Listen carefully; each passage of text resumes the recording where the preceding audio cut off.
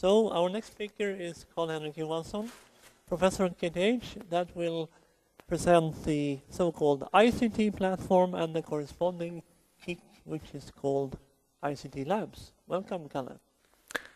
Thank you very much. Let's see here.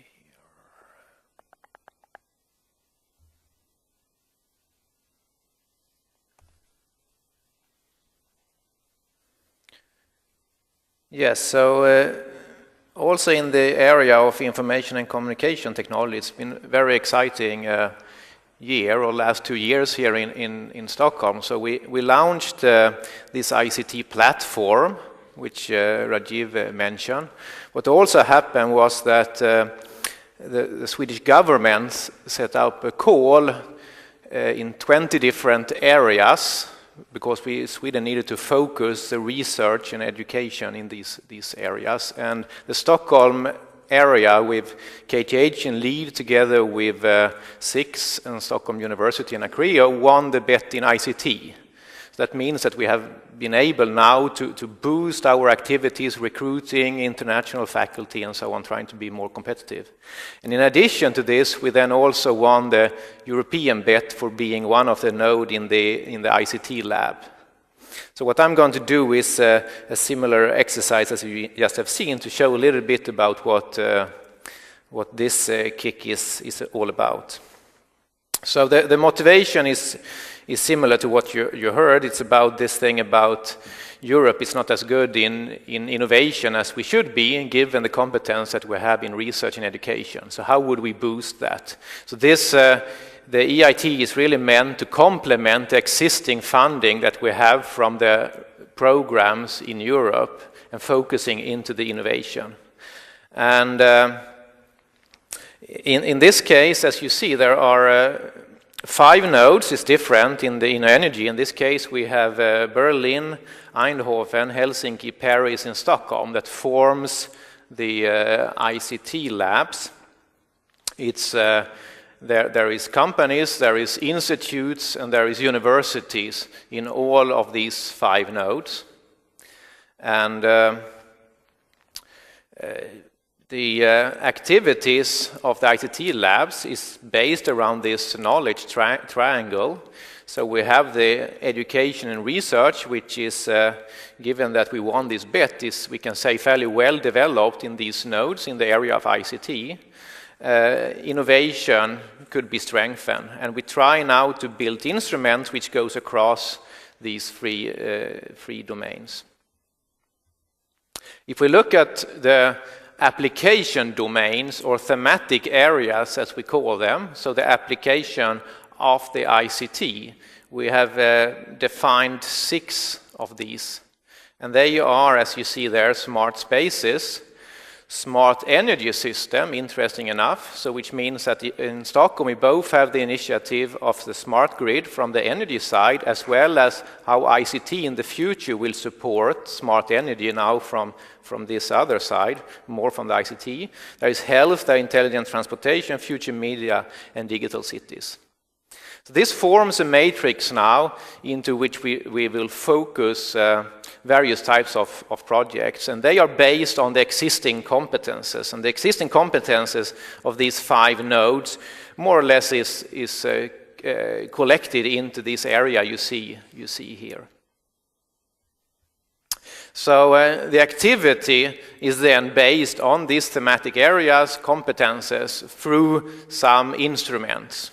And the instruments is not typically fully funded by the EIT, but it's just so to again repeat the figures. We talk about a total budget of this activity of something like 67 million euros per year. So it's a quite large activity that we are ramping up to, but it's only part of that, maybe 25% or so, that will be funded. So this will now complement in these instruments. So I will just say something more just to make it a bit concrete what these instruments could be. So the instruments are within education, research, and innovation.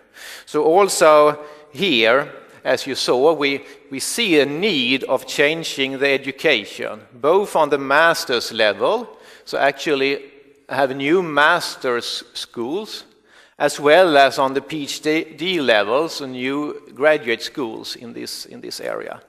And these new schools will typically then involve the new type of trends that we see related to the application, but it also will include now courses in entrepreneurship and also mobility. So what you will see in some year here is that these master programs, which could be a bit similar to what we have in the Erasmus program in some spots today around Europe, more focus at these 5 nodes on these topics.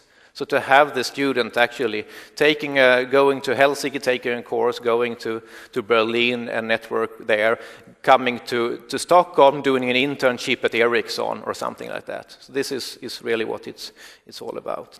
And then you have a number of other of these types of instrument there, which I won't go more into the detail.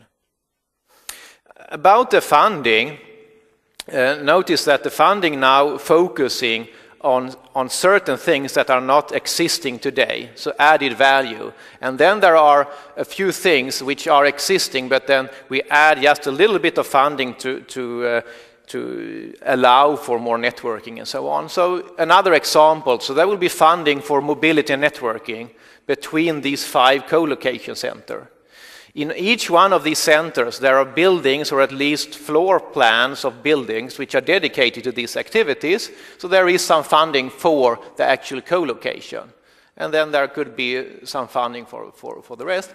But for instance, if we look in research, we view that research will very much still be funding through the other instruments that we would have in the European funding and so on. But it's likely that we maybe work more together with these other nodes as we go along. Okay, so that was what I intended to say, and there is a couple of links there if you like this type of general presentation as I just gave. The EIT-ICT-labs.eu and the IIT Europe EU. If you want more information, really what's behind and what's going on, this week we have a 1-week workshop going on in Helsinki defining the thematic programs for the next year. I'm more than happy to talk more about that or to direct you to the ones who are responsible for various types of activity. Me, myself, I'm in the managing board of the Stockholm node. That's my role in this. Okay, thank you very much.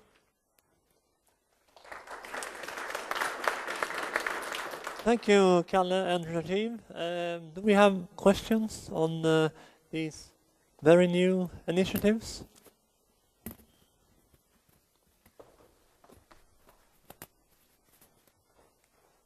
I was curious in the discussion of the energy side that there was no representation of nuclear activities. Given the EU's commitment to the ITER project, one would suspect that there would be interesting activities in that area as well. Can you comment why this is excluded? Which area? Nuclear area, like the ITER project, the fusion project in southern France. There are nuclear energy also included in that. The Alps Valley, Grenoble, there it is included. CEA of France is one of the leading partners within that. So it is. I didn't see that on the slide. Oh, okay, yeah. In fact, all the energy, different types of energy is included within this, including clean coal, carbon capture, etc. So it is a complete energy mix that is included within InnoEnergy. Okay, thank you.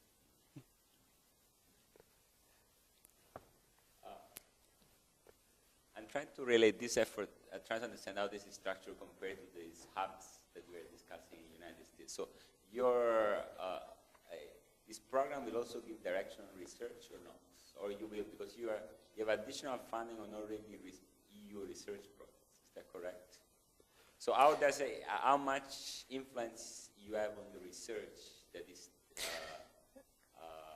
in terms of funding? Okay? Will you sponsor a new research program, or actually will just try to use existing research in order to and bring it to the innovation education?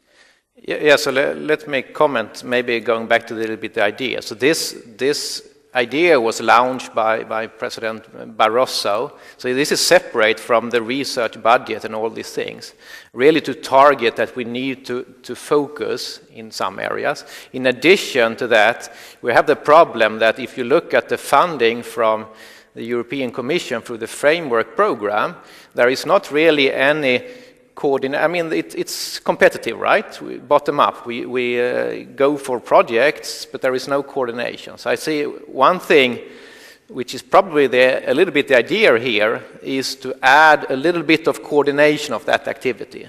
Of course, there is not now any special treatment for us who are members of this in the FP7, but I think what you probably would see is that there will be more proposals which are aligned with these themes and thematic areas that we have in here.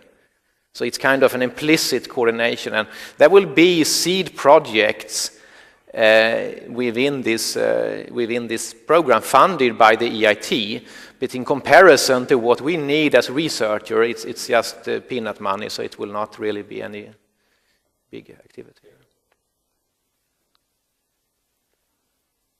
Okay, thank you very much, Kalle and Rajeev. Thank you again. Thank you.